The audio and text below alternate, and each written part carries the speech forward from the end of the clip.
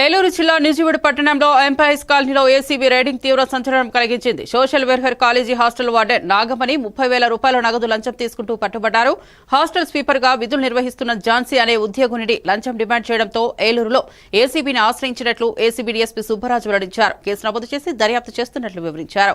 ఏలూరు ఈ కేసుల దర్యాప్తులో ACB CI M Balakrishna, K Srinivas, Rajahmundry CI NV Bhaskararao తదితరులు పాల్గొన్నారు.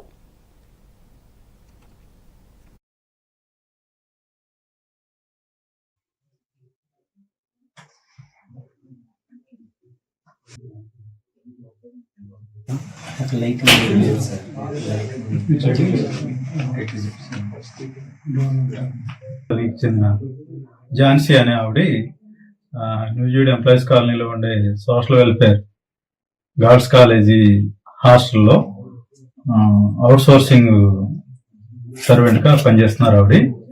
ఆవిడ గత 5 సంవత్సరాలుగా అక్కడ పనిచేస్తున్నారు. చాలా కాలం పాటు జీతాలు రాలేదు.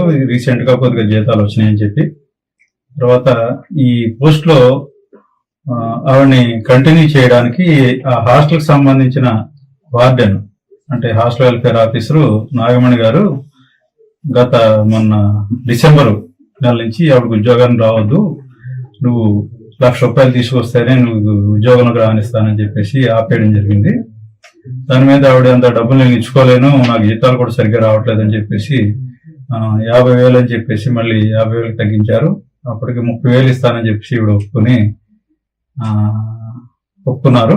తర్వాత ఆ డబ్బులు ఇవ్వడం ఇష్టం లేక మన ఏలూరు ఏసీబీ ఆఫీస్ కి అప్రోచ్ అవ్వడం జరిగింది.